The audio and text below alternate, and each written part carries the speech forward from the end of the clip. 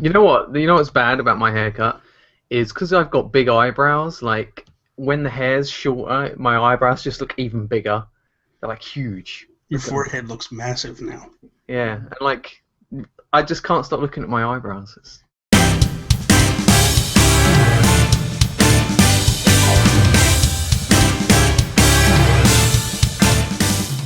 What is up, everybody, and welcome to episode 28 of the Geek Cast. Real quick, what we are a geek-centric podcast. We go up typically Sunday nights on SoundCloud, Stitcher, and iTunes. And then Monday through Thursday, we do breakout content on YouTube where we take the segments of these interviews and these podcasts and such and piecemeal them together. And then on Friday, if you want to watch it all as one collected-ish episode, you can do that as well. So I am joined yet again. I got the whole crew intact. Partly Toby. Part of Toby's actually missing. Yeah, I'm missing. Something's missing. The source of his power. You know what? Like I had this haircut, and the moment I stepped outside, like my head felt freezing. I was like, "Oh my god, I need a hat or something." Yeah, You've but been Toby. Martin before. So. Toby's here from England. Alan's here from Scotland. What's up, fellas? Yeah, we're good. We're good. So let's kick it off like we do every episode with our Geek Outs. Alan, since it's been like forever since you've been on an episode, what are you geeking out about? Forever. It's been a one shot. Finally, the Hyrule Edition 3DS XL has been announced for Europe. That was the one you were waiting on, right? It's the It was the gold. one. And it has the nice. And of course, it Yeah. comes right around when it's Valentine's Day and my girlfriend's birthday, and it's like I have no money, so So Yeah. you tell her to buy you a Valentine's gift. she's already It's- bought it. Have you Oh, got okay. a new 3DS though, Alan, or have you got the old 3DS? I've got the new 3DS Standard Edition, the small one. I got the Majora's Mask one, and I like the Majora's Mask one because it's gold and it's Zelda, but part of me is tempted to swap it for this new Zelda one just because I like the design better, but I don't know if it's Yeah, worth the hassle. I did the same thing. Like I let the moment take control. Like it was during E3 or it was a Nintendo Direct, Mm. and they announced it, and I think it was E3 because I was off, and I immediately ran to the store. I could be wrong with the time, but whatever. I was off that day when it came on, and I ran to the store and reserved it.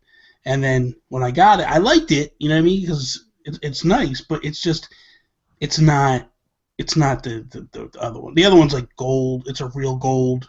It's got the the Triforce crest on it and stuff. It's a really nice looking thing. What about you, Toby? What are you geeking out about? Nothing in particular. Well, I'm geeking out about a game, but I'm going to talk about that in what we're playing. So. Okay. All right. Well, then I'm going to throw two at you real quick. First one, my latest custom viewer that I just got. I'm going to do a video today on it, but it's a Toon Link from Outset Island. Catherine hooked me up. Xanarkin, Sky. But it's really, the detail is impeccable. A lot of detail on the clothes and everything. I really like the pig. The pig's the what pig, sets it off. Yeah. spot on. It's really nice. So I'm gonna do some close-up videos and stuff. And you know what? today. His hair as well, because he's 'cause it's normally sticking up. Yeah. yeah. It's normally he's got the green cap on, but Yeah. It's perfect. She did a great job with that one. I need and to I get ordered- maybe a Rayman one. You should, man. Hook up with her. Seriously. I got another one coming, and I'm not going to announce it. But it's a commission that I asked her to make for me. So I'm really excited about that one when that one comes. But It's the Bobby Paul's amiibos, isn't it? that's coming eventually. Trust me. It's going to happen eventually. The other thing I'm geeking out about is Legends of Tomorrow. They made an announcement this week that at some point in the show, they are going to travel to the future. Obviously, because they're going to travel all around time. But when they go to the future, they're going to run into Oliver Queen. And not just any Oliver Queen. It's Oliver Queen from The Dark Knight Returns. So he's going to be older, worn down, nasty, just... Because those that didn't read The Dark Knight Returns, spoilers, when Batman kicks the crap out of Superman at the end, Oliver Queen helps. And the two just tag team the heck out of Superman. Who is Oliver Queen? Green Arrow. Green Arrow. Right, Yes. Okay. Why Why don't you just say Green Arrow then? Because they call him Ollie, and they call him because people that know. All right. Right. Okay. You have to be in a circle. Alan, did you know who I was talking about? Yes. Thank you. That's all that matters. As long as Alan knows, it doesn't matter. We know you're like lost. You didn't even know who Doc Brown was. I know who Doc Brown was. I just haven't seen the films. How have you not seen? Because they've never really interested me. Dude, my wife wants to choke you out. Yeah, seriously. I know. She wanted to come up here and like yell at you and tell you that she's going to defriend you from Facebook and you guys can never be friends. For real? She's upset. You need to go watch those movies. Seriously. That's her love, man. Yeah, we're sitting there last night. We went to dinner last night, like a pre-anniversary, because Tuesdays are our wedding anniversary, but we're not sure we're going to be able to like hook up because I got my crazy schedule at work starts. So we're like, why don't we go out early? So we went to dinner, and we're sitting there, we're talking about it, but we're talking about too that like Christopher Lloyd, who played Doc Brown, is going to be at Wizard World in Philadelphia, and it's like $300 to take a picture with him, and they give you an autograph too. And hang on a minute, this geezer is charging $300 for a photograph. It's not him. It's the con. The con's charging it. That's ridiculous. I know, but then you get like VIP treatment. You get into the con early. You get 4-day passes. It's a big thing. It's not just so it's not just the photos. It's a bunch of stuff. But here comes the train, and so more or less we're going back and forth about it, and she's like, I don't know. Should I get it? Shouldn't I get it? Like, that was a debate. That's how much she loves this guy. So you just basically like smacked her in the mouth and said, "Screw you, woman. You're useless to me." That's the way she heard it. Like when you said that, that's what she heard. It's probably because it came out of your mouth, Bobby. Because I know you like to exaggerate things. I didn't exaggerate. You were probably like, yeah, he's never heard of him. He's never seen the films. No, I said I told her exactly what it was. I said, who would win? Doctor Who, Doc Brown, and Doctor Who. And then we went on a couple of different other ones, and then Toby was like, "But I got to know who they are." And I was like, "Yeah, I mean, what I meant by that was like, wait." And I said, "Who? What do you mean?" And you said, "I don't know who Doc Brown is." No, I did not say I do not know who he is. I said I'm not familiar with his character, like in the films. Like, I don't know the exact words I used, but it was not. I do not know who he is. When the episode's over, go to Netflix and turn it on. At least watch the first. The first is amazing. 1 and 2 are really good. Yeah. 1 is amazing. 2 is good. 3, you don't even have to bother with 3. You know, I know like certain things. I know like the DeLorean, like time travel, the hoverball, the shoes, like you know, all that sort of stuff. But you sound like my mum trying to explain a TV show to me. Yeah. You've got the person with the thing, and it does that thing, and they do that. How many miles per hour? Is it 77 miles per hour? Oh, God. 88 miles per hour. I was close. Oh, you're making me cringe. Dude. Okay, what are you playing, Toby? We're going to move it on now. All right, so this week was my birthday. And for my birthday, my lovely wife, Karina, she bought me The Witness on a PlayStation 4. That's $40, right? It was £30, so probably about $40. About the same, yeah. Yeah. And so this game is a puzzle game. It's like an open world exploration puzzle game, and the whole game revolves around you solving line puzzles. So you get these little grids, and there's like different coloured dots or squares or shapes or whatever, and you've got to figure out how to draw the line on the grid to separate them into we'll just separate them from each other, like, because there's rules like black and white squares can't be together. If there's 2 coloured stars, they need to be together, but you can't have 4 coloured stars, and you can't have 1 coloured star. So there's like lots of these little intricate rules that the game teaches you, but there's no tutorials. And so the way you learn it is just by doing the puzzles, and the puzzles start very simple, and then you can't solve it until you've learned how to do it. So it's sort of a trial and error thing, but the more you play it, the more you learn it. And then there's like environmental puzzles, like for instance there's like trees, and you get these puzzles that look like sort of a silhouette of a tree. So there's like the branches that come up, and on the tree next to the puzzle there might be an apple on a specific branch, and then you've got to figure out, if you follow a line on the puzzle, how would it lead to that apple. So it's stuff like that. And I don't know what it is about the game, but because there's no real story, you get occasionally you can find these little audio like blog things that you can like listen to, but they don't really make much sense. They're like things, they tell you little things about the island, like little story elements, like there's a sunken ship and there's one of these audio files on the ship and it tells you why the ship sunk, but it doesn't really mean anything in the grand scheme of the game itself. So, and it's a beautiful game and there's a lot of mystery and intrigue to it, but the hook seems to be just these puzzles. Like you feel smart by solving these puzzles and figuring it all out yourself. Like there's nothing that's taught you it explicitly. You're learning it yourself. So it's just really intriguing. So. For someone that might be coming into it for £30 though, or $40, is it? Here's the thing. If you don't like puzzle games or games with a lot of like puzzles in them, and you get frustrated if you can't do it, then I'd say skip it. Because there's no, other than the puzzle element, there's not really a lot that keeps you wanting to play. Yeah. If you're the sort of person that loves crosswords and Sudoku puzzles, like you would probably love this game. But yeah, that's what I heard too. Yeah. I'll be passing on it because I'm not very smart. So I don't think it would be the sort of game that Bobby would like. So. What's that supposed to mean? Oh, well, it's not alright. So it's not like backhanded compliment, man. Like no. I know the sort of games that you like. You don't like these ridiculous puzzles or like sort of cerebral stuff. You like the action games, and you like Xenoblade, and you like Splatoon. Like, can I translate for Toby? Yeah. You're American. You like explosions. Yeah. No. I've just never heard Bobby say that he likes a puzzle game in any way. Listen, I'll have you know that I like Pushmo.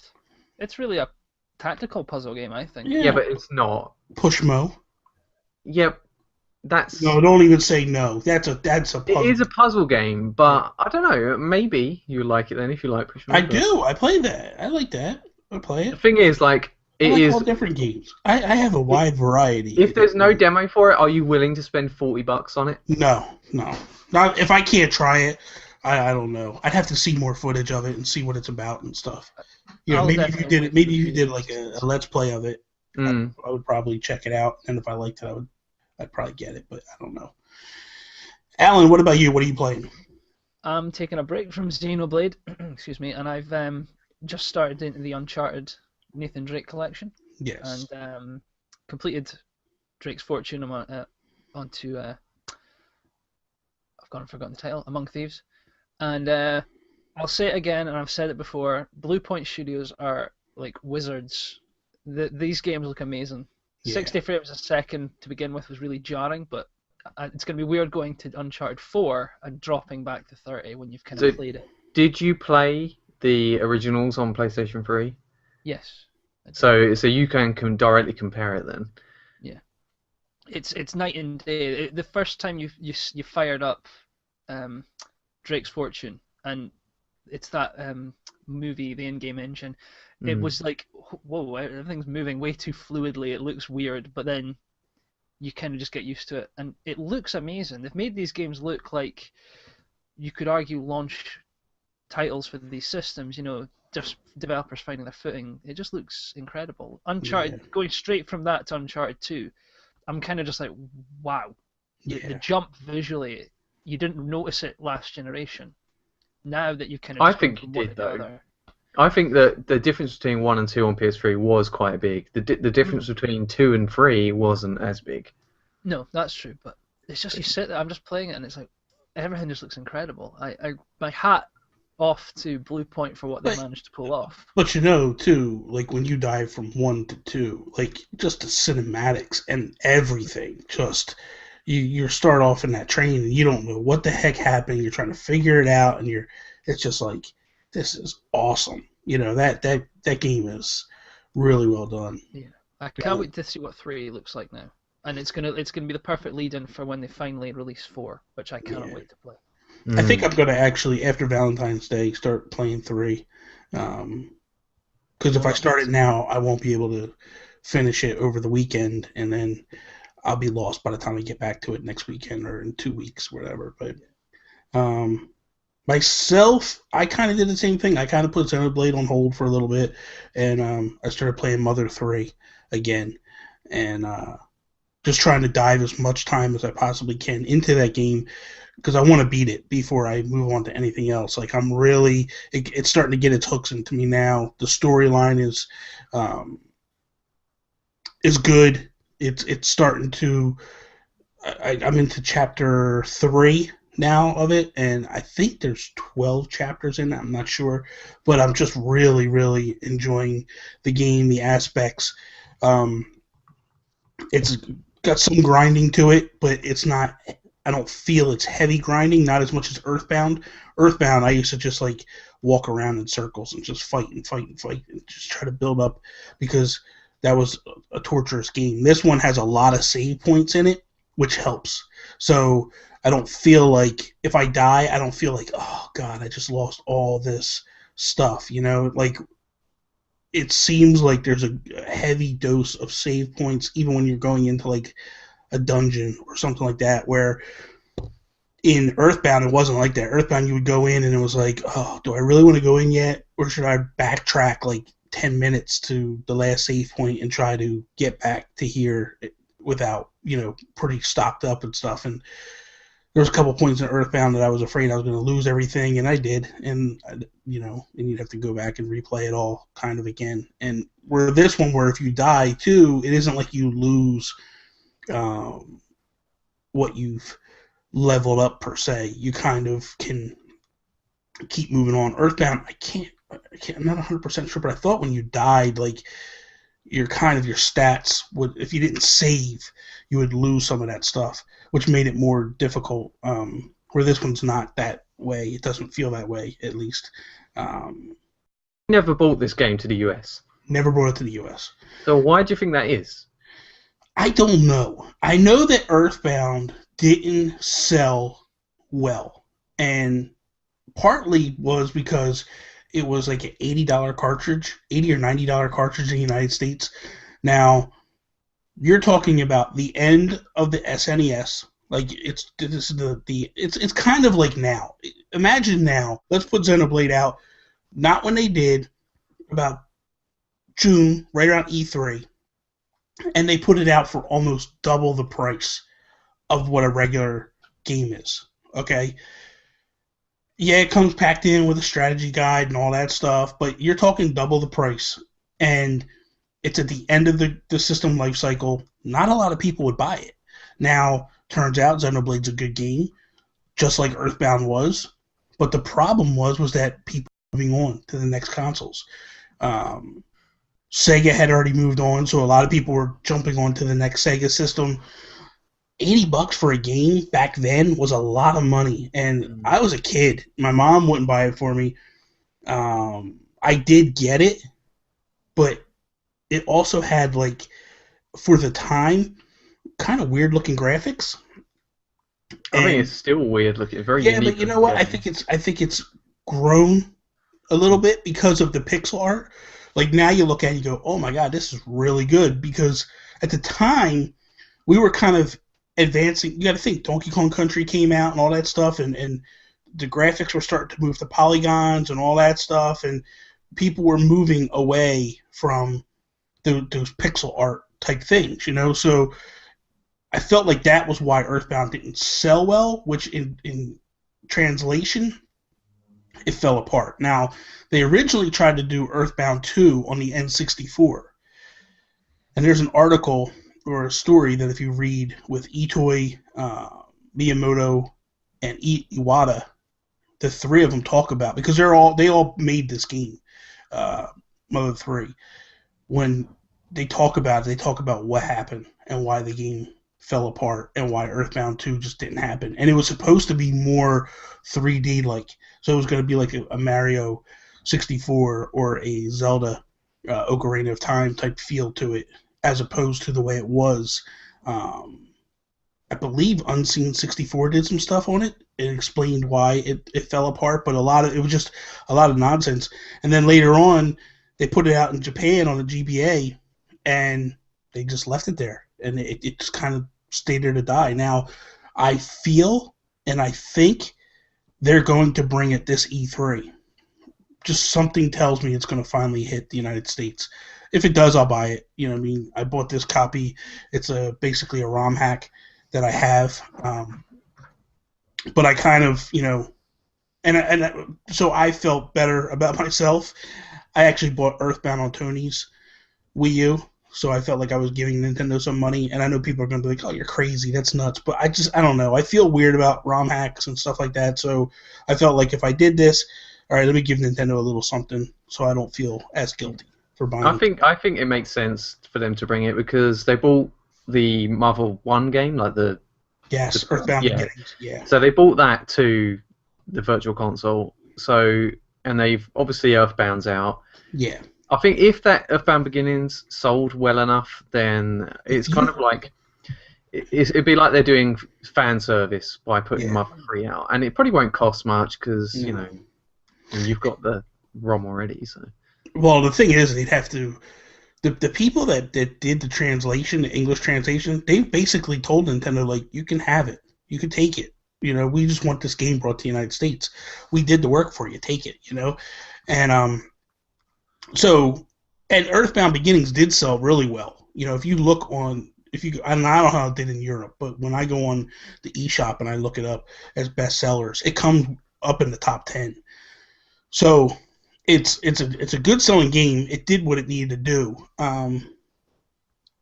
I would love to see it brought over. Like, graphically, it's better than Earthbound, which you would expect. But being a GBA game at that time, it's crazy there was a better. Now, and it did just come to Japan on the Virtual Console.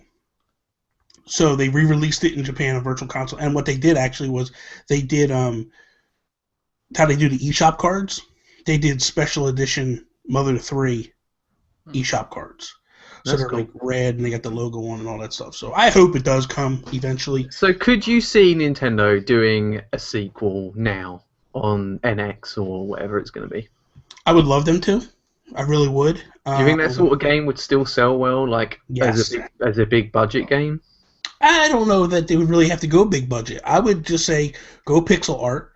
You don't really need to go... I don't think they will, though. I don't think they would do anything more advanced. I think they would keep it pixel art. Maybe change the arts. They might change the arts. I don't know. But I think that if you keep it pixel art, the only problem is Itoy said he would never do another game. He says he has no interest in doing another game. Now, I know Nintendo owns the rights, but I don't know whether Nintendo would just kind of be like, okay, we're going to do it on our own.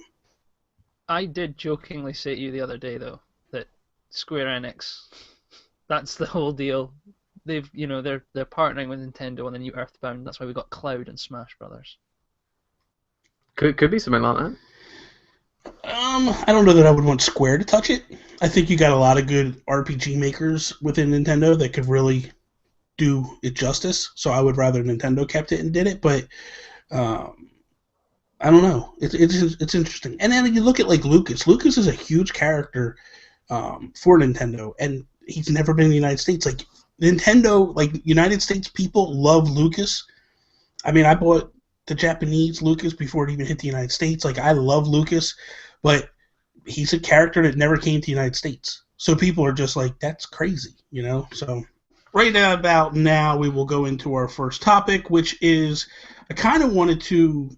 It's a multi-part question, so we're going to try to dissect it the best we can. With the NX rumors of Smash coming to NX launch, do you think that it's a new game or a port? That's number one. Number two is, if it is a port, does this mean that the NX won't be backwards compatible? And thirdly, how much does backwards compatibility affect your decision to purchase, or does it bother you at all if it's not, or if it is, or whatever? So, Alan, we'll throw it to you first. What's your? Let's start with number one. Okay. Do you think that it's a new game or a port? I think it will be a port. I think just looking at how long it took from announcement to get this game on Wii U, there's no way in that short space of time, even with the engine running, they are going to have time to create and balance an entirely new game. Yeah. So what I think we're going to get is a port of that, like a tournament edition, some new stages, new characters. Yeah. I've got a funny feeling if they do it, it'll be independent of the Wii U and the 3DS version. Mm-hmm. So we could maybe see things like Ice Climbers coming back, or a new class of 2-character teams, which would be kind of cool. But yeah, just when I heard it, and it was this kind of will we get a new or not, I just couldn't see, especially with Sakurai saying he doesn't even know if he's going to do a new one. Yeah. It just seems that logically Bandai could easily port the game with very little input from him. Yeah. And then they've got this huge hardcore game, which I also think is a huge point in the direction they're going with NX at launch, which is something the Wii U didn't have, and you could really argue even if they had Zelda on it, the Wii didn't have this kind of big tentpole tournament edition game. Well, and if you remember with the Wii U, they announced that it was coming to the Wii U, and I think everybody thought like, oh my god, it's a launch title. And then when they announced the launch titles, it wasn't there, and I think it kind of started to put a bad taste in everybody's mouth. And wasn't when Smash was first announced for Wii U, wasn't Sakurai like I wasn't aware I was making Smash. Yeah, he was just like sat in the crowd when I was like, and Sakurai's making it. And he's like eating his sandwich, going, "Whoa." Yeah. What about you, Toby? Do you feel the same? It's going to be a port? Yeah, definitely. Because I think the NX won't be backwards compatible, so there's no way they could, just have the game come over like. It's going to be a port. It'll probably have some added features, like all characters. Maybe everyone will get Ridley, or whatever. Because I know people weren't happy with some of the final Smash characters that were announced. That's what I was thinking. I'm sorry to cut you off. My thinking was that this new game comes, it's a port, and then a lot of those characters that people were upset that didn't get voted in, now Nintendo goes, oh, here's 5 new characters, boom, and here's, whatever. I think they do, like Alan said, a couple new stages. I think it's like a tournament edition. I think they put a couple extra stages. I think they throw some characters. Is that enough, though? Is that enough for... Because why would people buy that game again if it's just... I know people are hardcore fanatical about Smash, but I certainly wouldn't think about buying it again just because it's got an extra couple of characters. There's has to be something else to it. Let's be fair. You're not a fan of Smash. You play it, but you're not hardcore fan of Smash. No. But if they re-released Mario Kart 8 with a few new characters and a few new stages, I'm probably not going to re-buy that game unless I sell my Wii U copy. But even then, it would depend really on what they add. I mean, you can imagine that. Yeah. The NX is going to have a whole new online infrastructure, so will we get voice chat so you can actually taunt? Could they set up a kind of because obviously it's big in the esports, you could have the NX Smash tournament viewer where if you don't want to play, you could have Nintendo could set it up where you can actually just host matches that people can watch. So folk that are in the scene could say, hey, me and my mate are going to have exactly. But Alan's hit the nail on the head there. It's if it had NX only features like voice chat and streaming and stuff, then I can see that being a reason to upgrade. If they were to come out with, let's just say they port the game and they say to you, you get all of the DLC that already hit for free. Well, that would be worth it. That's a lot of content. All the new character suits, all the new characters. If you were a person, if you'd already purchased all that DLC on Wii U, and then all of a sudden it's free on the NX version, how many hundreds of pounds is that going to be? Then you're going to feel slapped. No, I think it would be the same. Well, but they can't think about that. They do it all the time, Toby. They just did it with Last of Us. They put out Last of Us, and everything that was DLC went in with it. How much? How much is that DLC worth? I know that there's a lot of DLC. It was $20. Yeah, but how much? If you bought all the DLC for Smash, how much would that add up to? I don't know. It got to be $40-50. Yeah, so if you just spent that, like, so that puts your game value up. Like, you spent like $100 on this game. You're not seeing the big picture. The big picture is I don't think they care that people come over to buy it. I think this is to entice the people that didn't buy Smash the first time. As, hey, look, here you go. Like, you're going to get Zelda U, you're going to get whatever Mario game hits, you're going to get Smash. Like, here's good hardcore games right at the launch. While, obviously, we can't do Smash NX day one, so in the meantime, this will hold you over for 2 years, 3 years, if you 4 missed years. it, here you go. Yeah. I think... Because if they did do a Mario Kart, okay, so the Mario Kart DLC was what, 20? We'll see. It was $14, $11, something like that. But even if they were to say like, hey, we're going to give you all that plus more content, I wouldn't balk at it. I would go, okay, that's awesome, great. Yeah. I mean, they do it all the time. Whenever they do like collected editions, like they just did when they moved Injustice from PS3 and Xbox 360 up to PS4 and Xbox One, you could buy like a championship edition, and it had all the characters that they had put out as DLC prior to that in the game. I don't. Yeah, but I'm just saying that because they're looking at it and going like, okay, well at least I get everything now for free, more or less. Especially if they give you more. If that's all it is just what they already made, and that's all they're giving you, I think people would probably be a little upset. But if they're saying like, hey, we're going to give you 5 stages, 5 to 10 characters, whatever. I don't think they're going to do 10, but 5 characters, whatever, a bunch of new costumes, things like that. I think, and especially if they were to put out the big characters that people were like rabid for, Shovel Knight, Gino, Shantae, all these other characters, if they were to put them in, I don't think you hear a peep.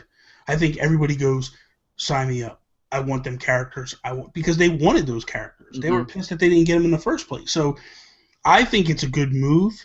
But I also feel like it does tell a tale that this game, there's a good chance this system's not going to be backwards compatible. No, yeah. I think they learned their lesson. Not that it was a lesson, but to me, here's my feeling. Backwards compatibility means nothing to me. I'm not a kid. I'm not trying to sell a console to my parents. When I was a little kid and the Nintendo came out, the NES came out, and I had at least 100 games, and then the Super Nintendo came out, I had to sell my mom to get me the Super Nintendo. You had to sell your mum? Yeah. How much did you sell it for? Won't you stop? You know what I mean, idiot. I had to convince my mom. Bobby's mother is a saint, so you watch yourself. I had to convince my mom to buy me the Super Nintendo because her thing was like, well, I just spent all this money on all these other games, and now you want me to go buy that? And I was just like, Mom, come on. I'll keep the NES. I'll still play it, which I did. I still kept it. I still played it at least for a couple years. But just please get me this new system. And she did. Do you still play Wii games, or would you consider playing them? Like, would you get if your Wii U wasn't backwards compatible, would you bust out your Wii to play a Wii game? I have my Wii hooked up right now. Right. I have my Wii hooked up, and the main reason I have the Wii hooked up is if I ever wanted to play GameCube games, because I just haven't got around to buying a new GameCube. But it doesn't dictate. Like, I didn't turn around and go, man, I'm going to have to. And the only reason I kept, because we had 2 Wiis, the only reason I kept this Wii was because it was the Mario Special Edition, the 25th anniversary of Mario, so it's the red one. But if it wasn't that, it was the white one, probably would have sold it. It's just convenience. It's an added convenience. Like, that's all it is. But it doesn't. Yeah. But does it dictate to you? Do you go? No. Oh man, this is horrible. Like, you know. Yeah, exactly. It does now lend credence to a lot of the speculation that's happened, and I know I've talked it to death, but I think now we can. If it's a port, if it's happening, we can pretty much put to bed the fact that this system, the new one's going to use. It won't use a disk drive. It's going to use cartridges. because that's the only other reason. No, that's not true. Make a hybrid system work. That's not necessarily true. It could be because they're trying to give us the tech that we want, and the only way to do that is to not put two systems in the system. You know, like if they're going new, let's look at it like this: if they're going with a new system, if they're basically doing a Wii 3 and it's the same engine and all that stuff that runs it, like it is, like the Wii U is basically the same stuff that runs, you know, a Wii. And a Wii was basically the same stuff that ran the GameCube. So if they're going with a totally new design, all this stuff, it's all new architecture. The only way that they're going to be able to do the Wii and whatever NX is to put two consoles in one system. That's too much money. They're not going to do that. So I think, if anything, it tells us they're truly moving away from. I'm not saying that I disagree that they're not going to go with the flash drive. I do feel they're going to go that way. But what I'm saying is I don't feel like this is a confirmation of that. I feel like this is more or less just saying, hey, we can't afford to put two consoles in this system. It just isn't going to work. That's what I feel it is. And it does lend credence to the patent applications, though, and the speculation. Because if it's a hybrid, you can't have a disk drive in a hybrid. They tried it with the PSP, it didn't work. I think, for me, I'm with kind of you. I personally think backwards compatibility held the Wii U back, because by trying to, have that, they kind of held that system in a state of, we can't push it as much as we like. And I think NX needs to be that complete break. And if you're going to break away from a system, break away from the Wii U, because that thing, no one's going to, apart from the hardcore, are really going to miss it. It's the Dreamcast of this generation. Also, they've been releasing Wii games on Virtual Console as download games. So there's no reason that they can't continue that trend and just have old games be on a Virtual Console service. Yeah, totally. The other thing too is that I feel like it was kind of a detriment to the Wii. But I understand what Nintendo was looking at. Nintendo looked at it like, oh my god, we just sold 120 million units of this Wii. Yeah. Of course we got to keep it all the same. We need to. There's a lot of games out there. We need to be able to make them games compatible and play on the Wii U. That makes total sense. And it made sense from the fact that they didn't have many games at launch. Yes. So it was like people already had a library of games they could play on it. That was their thinking about it. Yeah. With this one, because the install base is so small, it lays a lot of credence to what Alan has been talking about a lot on these shows, is we're going to the flash drives and all that stuff, and B, they're leaving the Wii U behind. They're moving on to bigger and better things, hopefully, and it's time for them to advance on. I really, truly believe that. I truly believe that for them, it's time to move on, and this is... I mean, they've talked about that anyway. Like Kimishima was talking about leaving the Wii brand behind. Well, and Kimishima didn't want anything to do with the Wii or the Wii U. He basically was against it. He was the one that was speaking out, but he was outnumbered.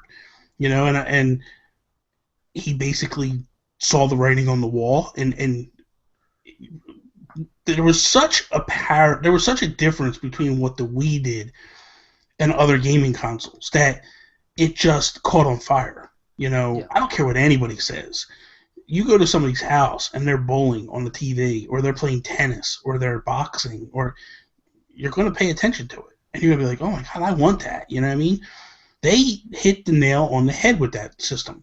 But the brain trust that actually believed that them people were going to carry on, they didn't read the tea leaves properly, and they, where Kimishima basically called it all along. It was just like, this is a flash in the pan. This ain't gonna work. You need to stop. And they wouldn't necessarily listen, and he was right, which is good, because now he's in a position where, and it could be too, it could be why he got the job, because they could have, all the investors might have been looking at it going, wait a minute, he's the one guy that was telling us all along this is a mistake, and you guys wouldn't listen to us. And now, look, we want him in charge. It makes sense to me. I don't know if in the world of reality, that makes sense. But at least to me, that all kind of lines up. Okay, so next topic. Final Fantasy Explorers hit. I don't know if either you intended on getting it or you cared about it or whatever, but it kind of came out to a lot of poor reviews.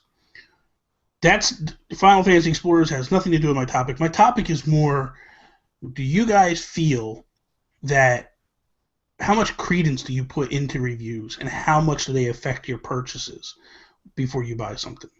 I would say I'm definitely influenced, like not necessarily influenced, but I use reviews as a guide, as a rough guide, like especially to begin with. Like I prefer video reviews for a start because you get to see the game in action as well as hearing someone talk about it. But I also, apart from reviews, I also like watching like let's players play a game, like, or people previewing the game in some like streaming aspect or something, because you get more of a real feel about what the game's about. Yeah. And going back to Final Fantasy Explorers, I saw some preview video, like the first hour and a half of that game, and I sort of skimmed through the video, and like every few minutes that I skipped, like more than half the time you was in a menu or you was in a town talking to somebody, and like occasionally you'd be out on the field fighting monsters, but it just looked the same. And just by like watching that alone just made me think that I'm not really interested in it. Because I was before, like I thought maybe this would be a cool like online game to play with you or something. But you know, like definitely, I would definitely say reviews are very helpful though. Yeah. What about you, Alan? I used to be huge all the websites, and I kind of started to move away from it. I don't know about you, but I just kind of feel that the industry now is very insular. The press feel like an arm of each company, and we're just getting fed PR speak, and I don't like that. I want to kind of get an opinion. So folk like Angry Joe on YouTube, you know, all these kind of outlets for watching games is a better barometer for me of will I buy a game. And also games that come out that are new with heavy online, I am steering clear of them day one, unless it's a game I'm like, right, this is I'm buying anyway because I'm a huge like Call of Duty, all these ones. But things like Battlefront, pretty much everything Ubisoft stick out nowadays, you need to give a good few weeks, month before you can even gauge it. I mean, I remember Titanfall was coming out to straight 10s, and you know, that was kind of when I started to go, really? This game's only brand new, it's on a new console, you're giving it a straight 10. And then it was like 2-3 weeks down the line, you've got these same reviewers going, we're not really playing this anymore, it's not really got hook. And it's like, well, you as an outlet gave that game a 10. Yeah. How do you justify a game getting a perfect score? Okay, it's not a perfect game, when you're now saying it doesn't have the hooks to or the legs to keep going. So I've kind of started sticking with YouTubers. Yeah. For me, that's how I do it. Myself, I don't read reviews anymore. I used to be that person. I was that kid that when Nintendo Power came out, and that was just, as a kid, you don't even realize, like, that's just PR mind warp stuff. Like, they're just feeding you what they want you to know and all that stuff, and you're buying it, you're eating it up, you know what I mean? But, you know, like, Game Pro and Game Informer and all these different magazines that I used to read as a kid, and I would check the scores, and I would look at it, and the 9s and the 10s and the 8s, I would jump all over. The 5, the 6, the 7s, I'd probably pass. And then as I moved into digital, you know, and I started to pay attention to IGN and the Metacritic and all that stuff, like, I kind of now just ignore all that. I don't care what someone says about it. I don't care about the score. I have a handful of people that I trust, that I pay attention to what they say. So mine is more or less Per Schneider from IGN, Brian Altano from IGN. I listen to what TOBY says because he just because we have a lot of similar likes in gaming. I take, no offense, I take what Alan says with a grain of salt because we kind of have not because he doesn't have like good games. It's because our games are your taste in games. Yes, what he likes and what I like are a little off. You know what I mean? Like, so if TOBY tells me like I really like this game, this is a really good game, I know I'm going to like it. If Alan says it's a really good game, I don't know that I would like it. I'm not saying it's a bad game, just don't know if it's for me. Yeah. Same thing with Mark from the Warp Whistle. If Mark tells me it's a really good game, I jump on, I get it. Frank Clark, he's in the NVC group.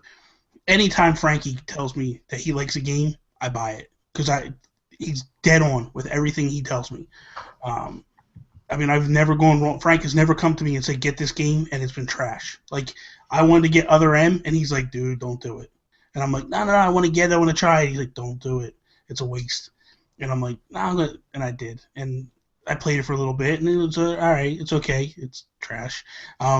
He told me not to buy my Vita. He screamed up and down, don't buy your Vita, don't buy your Vita, don't buy your Vita. And I'm like, no, I'm gonna get it. I bought it, played a little bit at the beginning, and it sits. You know, I really don't play it a lot, and I'm glad I got it because I like to. You know why you bought a Vita? You bought a Vita for Minecraft. Yeah. That's it. Yeah. That game had its hooks in you at that time. Yeah, it did. You're right. You're right. You're absolutely right. So now it can be your remote play console. Yeah, and that's basically what I use it for. I use it for if I want to remote play or something like that. Like, you know, if I'm playing something I really like at home, I'll take it with me to work, and then on my lunch break, I'll dive back in and play it a little bit more. Or if I go to my mom's, Tony and my mom will start talking about planners, and I really don't want to be around that conversation, so I'll just start playing then. I know so that's we're kind of saying. Oh, sorry. Go ahead. What are you saying? I was just thinking. I don't know about you. Reviews, obviously, I think we can all agree they have less of an impact. Are you? Unless you're really into it, do you find that you ignore previews more, or do you still kind of eat up what you get from those? Because I'm more of a I'm not trusting that. I'm going to wait for the full release. Yeah. I mean, the preview, I'll check it out because I want to see what it's about. But a lot of times, like, here's an example. Splatoon, prime example. Splatoon came out. I saw previews of it. I saw all this footage of it. And I was like, I don't want nothing to do with it. I don't want to touch it. It's garbage. Don't want to be anywhere near it. And then as time went on, and I started seeing more and more and more, I was like, oh my God, this game is going to be awesome. And then when I finally demoed it, I was like, yes. And then when I played, you know, and then when I got it, I fell in love with it. So there's games out there that are like that, you know, you see a preview and it's like, eh. And then as time goes on, you know, the more you get, oh my God, my mind just went blank, absolutely blank. What's the space game? What's the space game you want, Alan? There's so many. No Man's Sky. No Man's Sky. No Man's Sky, that's it. That game's so annoying. The more I see, the more I'm starting to go, maybe. Now, if they come out and they go, it's on VR, I don't want nothing to do with it because I'm not buying VR. But if it's optional, you're if it's optional, I'll get it and I'll try it. Absolutely, I'll get it and I'll play it, and I'm sure I'll like it because the more I'm starting to think about it, I'm starting to say, the more I'm seeing of it, the more I'm starting to go, okay, this isn't as bad. You know, I think the problem is when they show you the stuff in the preview stage, it doesn't move off the preview stage for a very long time. So you start seeing the same stuff. Then when they start to show you the other stuff, then it's like, oh, wait a minute, this is kind of cool. You know, so yeah, you just got to take previews with a grain of salt. So surveys came out from GDC. Game Developers Conference, for those that aren't sure what that is. 5% say that they're making games for the Wii U. And it seems like the internet kind of blew up. I think that's higher than I expected, actually. Me too. And here's why. Like, why is everybody shocked that they're not making games for the Wii U? Number one... Yeah, nobody's been making games for Wii U for ages, other than Nintendo. That's number one. Number two, the system's on its way out. Yeah. So, for people this year to turn around and go, oh yeah, we're making games for the Wii U. What?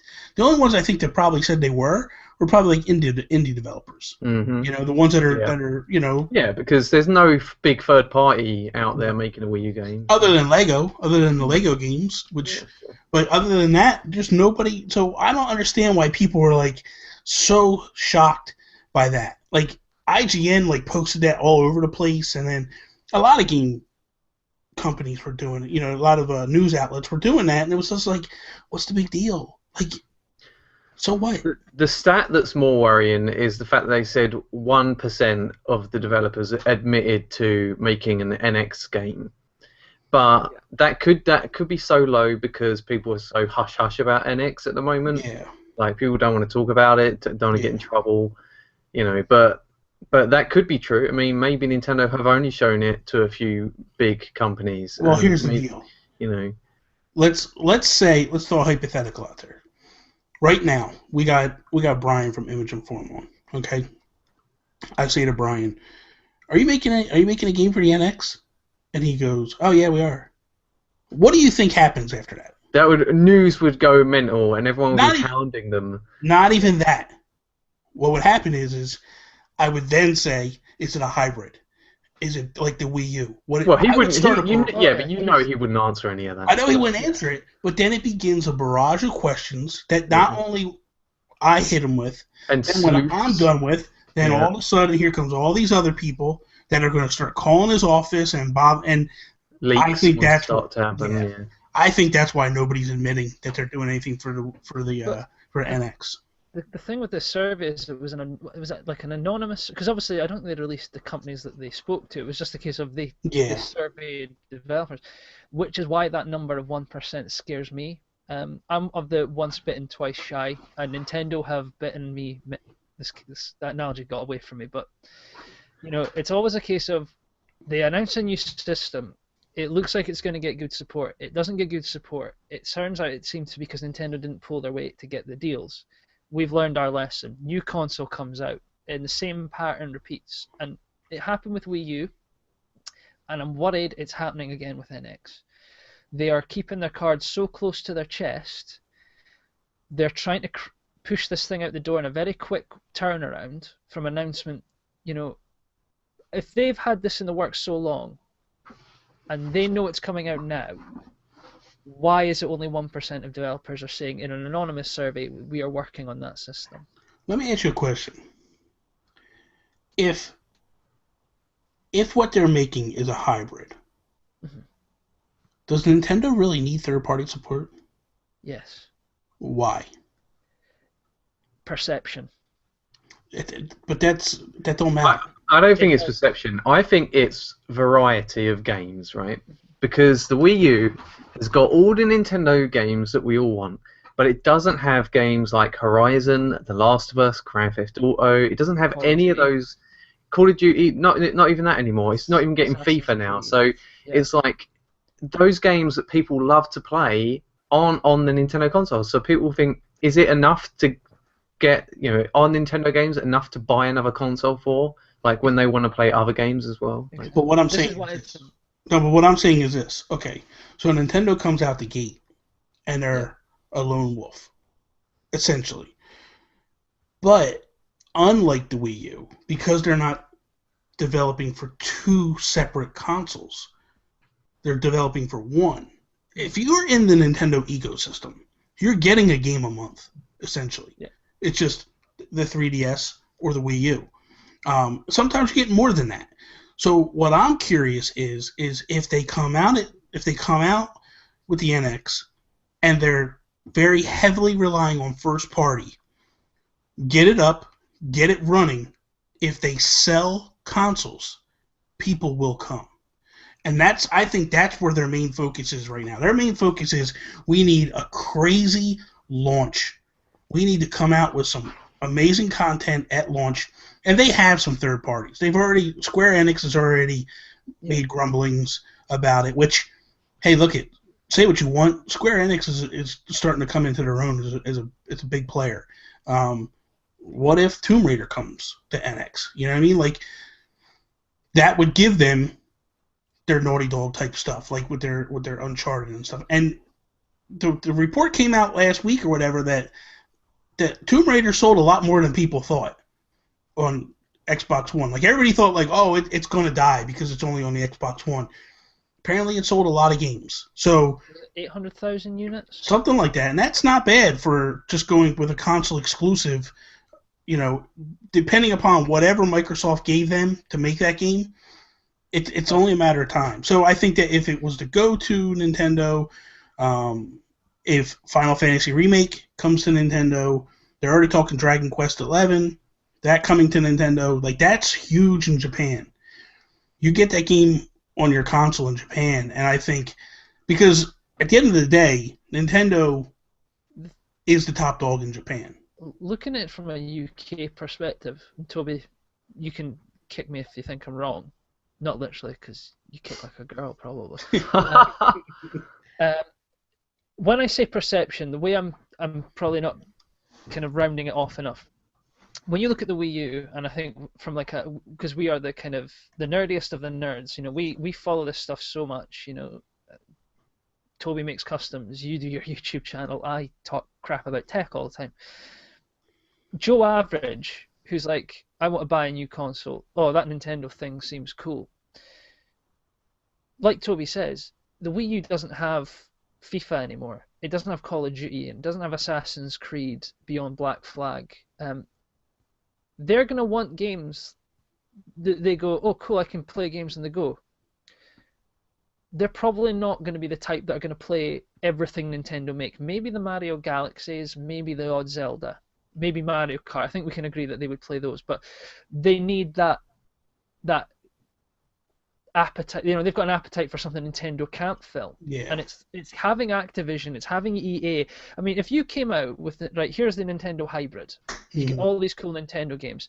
Okay, that's going to have impact with you, me, and the kind of the folks in the space. Yeah.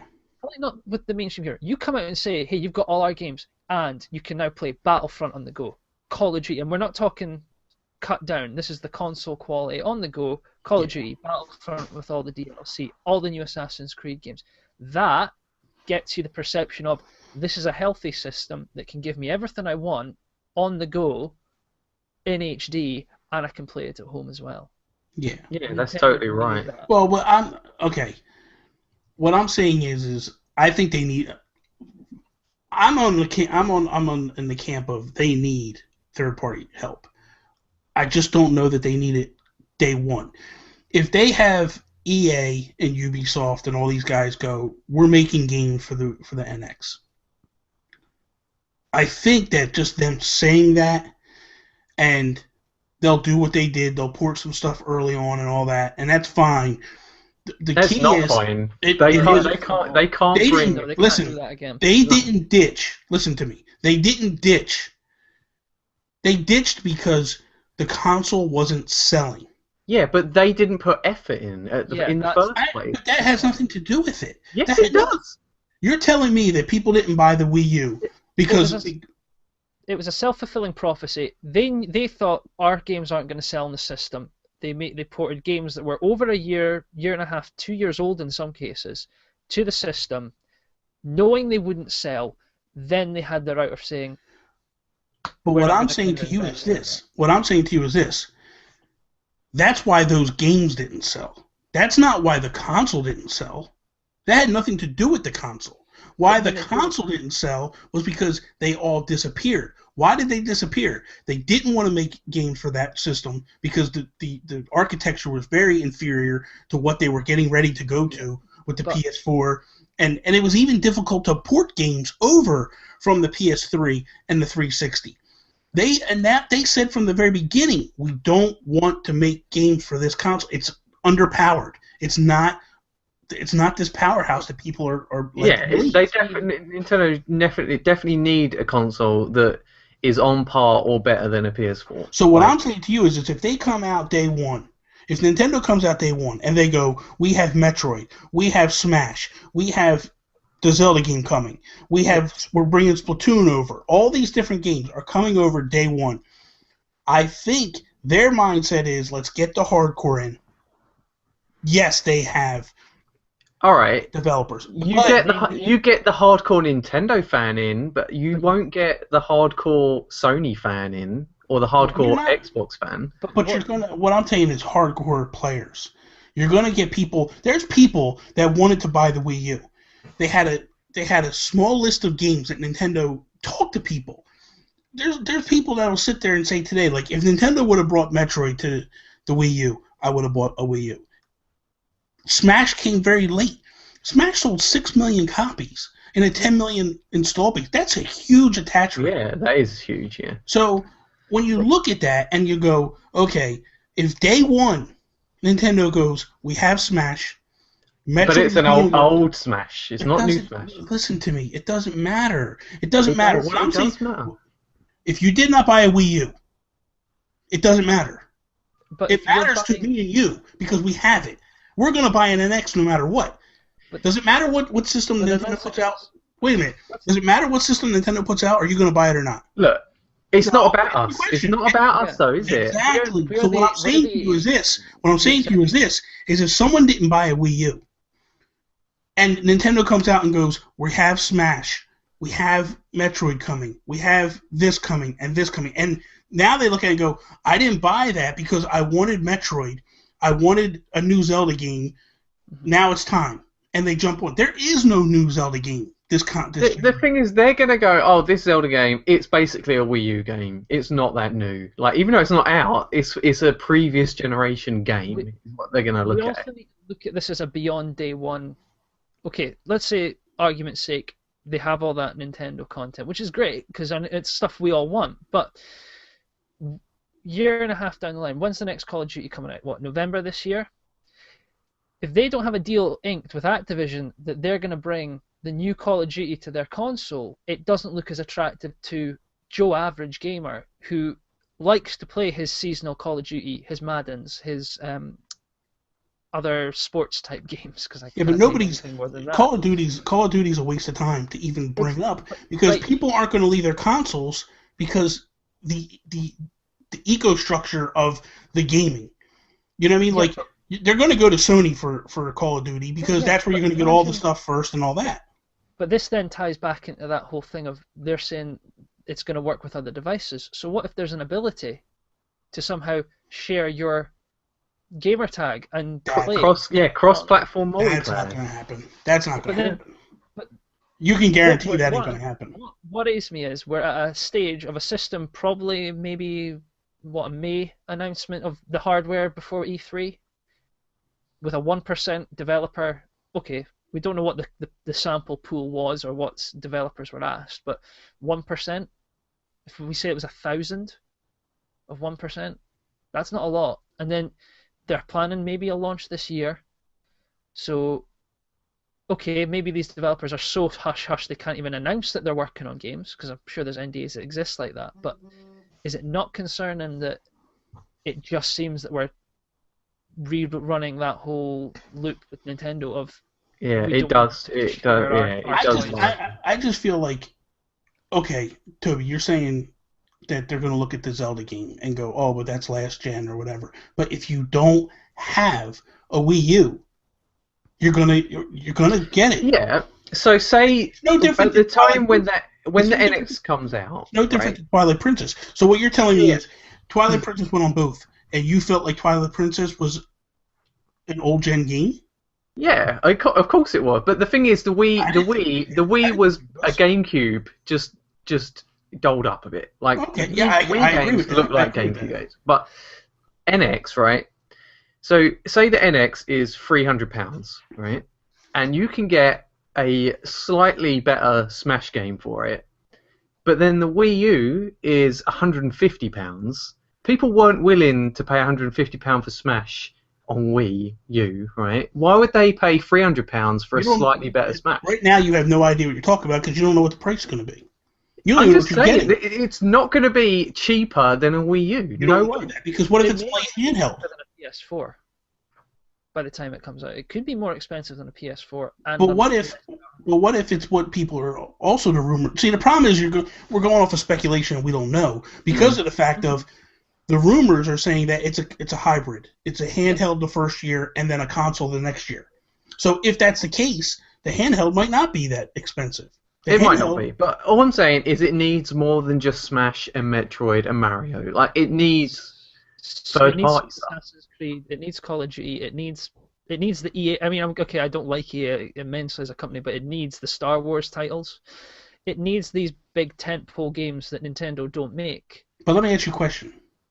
how hard is it if this system comes and it is as strong, if it's close to a PS4 and an Xbox One, how hard is it to port over? Yeah, that's what I'm saying. It needs to be that. So then it only costs a couple of mil to port Call of Duty. So what I'm saying is this. Maybe Nintendo's already talked to these companies, or Nintendo, who makes games, knows and realizes, listen, it's only going to take them maybe 6 months to port a game over. It's not a big deal that we let them in right now. Do Nintendo foot the bill to help? It's possible. They should. It's very possible. Spending money. So what I'm saying to you is so this is what I feel. What I feel is, because it doesn't take maybe 6 months to move a Madden over, to move a FIFA over, to move Call of Duty over, all those different things. I feel like it's in Nintendo's best interest to go, here's the console, this is what's coming, we're ready to go, this is what it is, we're powerful, we're good to go. I mean, let's be honest. If it only takes 6 months to port a game over, or to get it ready to be made, if Nintendo comes out in April, May, and goes, here we go, it's up and going. And then they go to EA and go, look, we want you to port all your franchises over. Let's go with it. It doesn't take long to do. But if it takes 6 months, right? Say Call of Duty's just come out in November. Say the NX comes out in November, and they start porting it then, right? I don't think they would start porting it then. I think they would start immediately. Yeah, they have to start now, so it's ready at launch. Is what I'm saying. Like, but what I'm saying is, going off of this survey, that 1% means nothing to me. I don't feel like that 1% is as big a deal as people are making it out to be. Because we don't know who the sample was. That's me, Alan and I are just worried that the same thing that happened with Wii U is going to happen with the NX. No offense, if Iwata was still president, then I would be nervous.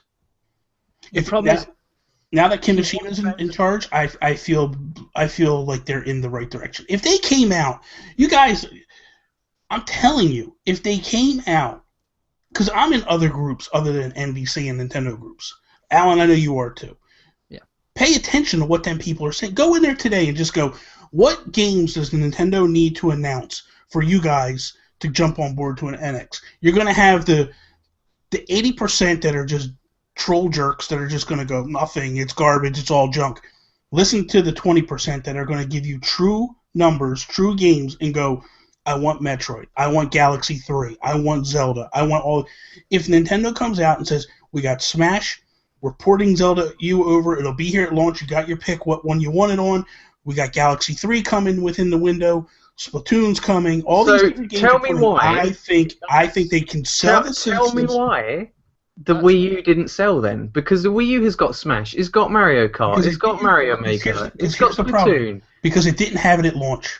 It did not have the wide array of games at launch. It came out with a bunch of recycled games that were on the Wii. It came out with new Super Mario Bros. U. I just played it on the Wii. They came out with Donkey Kong Country Returns, which was basically, or Donkey Kong Tropical Freeze, which was Donkey Kong Returns. It had a bunch of ported games, old ported games from third parties, which didn't work. It had all right. Nintendo Land, which was garbage. So I think I'm starting to get what you're saying. So you're saying that if they have a brand new 3D Mario, AAA 3D Mario game, they had Smash and Splatoon, and what else would they need? Would they need Zelda? I think they need Metroid. Metroid and Zelda. Right, so if they had Mario, Zelda, and Metroid, brand new games at launch, then that would be a significantly bigger and better launch than the Wii U. Absolutely. It would knock it out the park. That would definitely cause... And I'm just saying a launch window. It doesn't have to be day one. They could do like every month or every other month, bring out one of these big top-tier games, whatever. I think what they need to do is they need to sell a lot of consoles.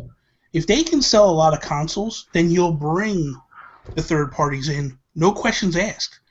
But when you sell, like what they sell for Christmas that first year at launch of the Wii or the Wii U. The thing is, I would say that works if Nintendo were coming off the crest of a successful system. They're coming off one of their biggest disasters since, I think if we're looking at the numbers, the Virtual Boy? Mm-hmm. You know, when you compare it for what they were aiming for, this is their Dreamcast. I'd say actually, what Has it surpassed GameCube yet?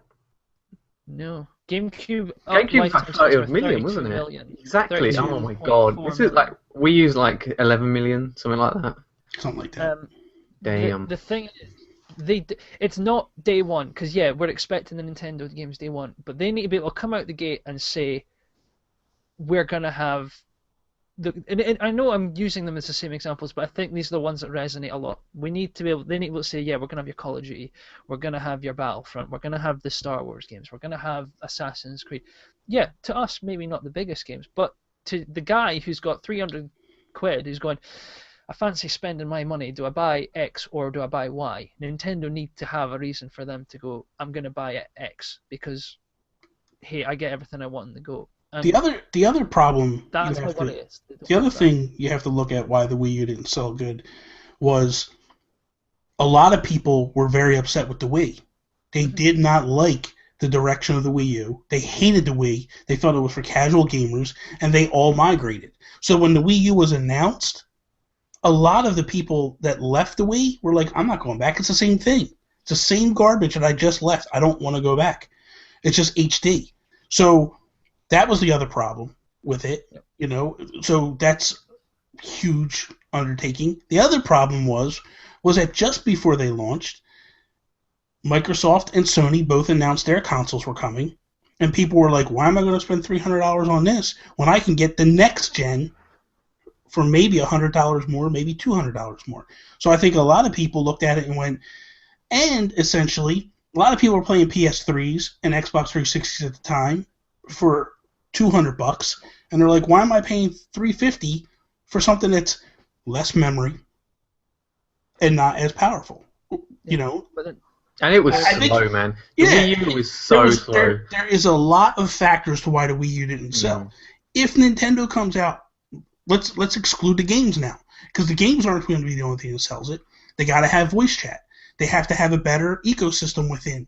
They gotta, if they offered cross-buy, so that way, I mean, they may essentially, I think they're going to eliminate the cross-buy, because if they have the hybrid, you're not going to need a cross-buy. But I think that there's a lot of things that were determining factors of why the Wii U didn't move, and to say that it was essentially no third-party support, that's not true. That's a big part of it, but it's not the only part of it. It's not the resounding factor. A lot of those people left. And the fact that you had EA putting out old games you're putting out Mass Effect 3 on the Wii U. When the trilogy was coming out. And the trilogy's coming out on the other consoles. Of course that game's not going to sell, Yeah. But I think that, and what bothered me was for EA to say, like, oh, our games don't sell. Well, when you put out Madden on the Wii, and it was some garbage that used the Wiimote, it was totally different than all the other Maddens. Of course it didn't sell. You know what I mean? So that's the factor of where they got to look at it and go, okay, but why didn't it sell? Because it didn't sell because it was an inferior game. Why was it an inferior game? Because the architecture wasn't there to put a game on the same level as a PS3 and the 360. Yep. So that's where I feel like if the NX comes out the gates and it's a heavy hitter, it's a different ballgame. That's why things didn't move. Ubi was very vocal in saying that they didn't want to do it with the Wii U because it wasn't powerful enough. Yeah. There was a lot of issues with it. So I think that's where we have to look at it and go, why didn't it move? There's a lot of resounding factors of why it didn't go. And then when it didn't go, then it just got worse. Like, then people just kind of were like mocking it. And people may not want to hear this. Nintendo fans are another reason why it didn't move. Because people just wanted to see them fanboys die. And not die literally. Just like they wanted to shut them up. Because when the Wii was moving 120 million consoles, they were pounding their chest, screaming from the rooftops that we're the best, we don't need HD, we don't need this. Everything Nintendo's been feeding us for years, we don't need HD, we don't need voice chat, we don't need that stuff to be number one, we're the best. And I think a lot of people were like, no, you need that stuff, and we're going to show you because we're not going to buy it. But I think that it's true still. They need it. They need a strong... Oh, yeah. I think though now, and it's going to happen, they need to just pull a Microsoft and a Sony and just show off the hardware, because all the speculation does now is hurt them, because whatever they're making is pretty much now set in stone. Yeah. And if all these leaks keep happening, it sets an artificial level of hype. And Nintendo fanboys are always on. I'm a fanboy. We're always on point with setting our expectations so high. Mm-hmm. Never going to live up to it. It's always going to fall short.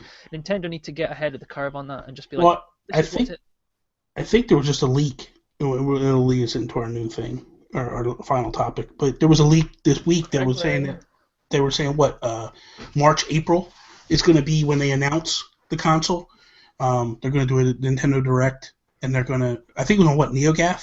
Someone leaked it. I'd have to double check. I forget where, but I know, and I heard it this week, that there was a rumor that more or less Nintendo's going to announce the console and say what it is and give the name and all that in March, April. Then in E3 they're going to do more. I think that's what they need to do. I said that last week in our What If We Ran Nintendo thing. Like, I felt like they needed to get something out early. E3, pump us with the games, really showcase this thing, and then, launch it in the fall. So if those rumors are legit, that's makes sense. So that is all. Thank you guys for watching. If you watch us on YouTube, listening to us on iTunes, SoundCloud, and Stitcher. You can follow me, Instagram, Twitter, at The Geek Gurus. You can follow Toby on Instagram at Amiibo_workshop. Twitter is at Toby's_take. Allan, Twitter, Instagram, at Allan_Paxton. That is all. Peace, mother. Bye. See you on the flip side.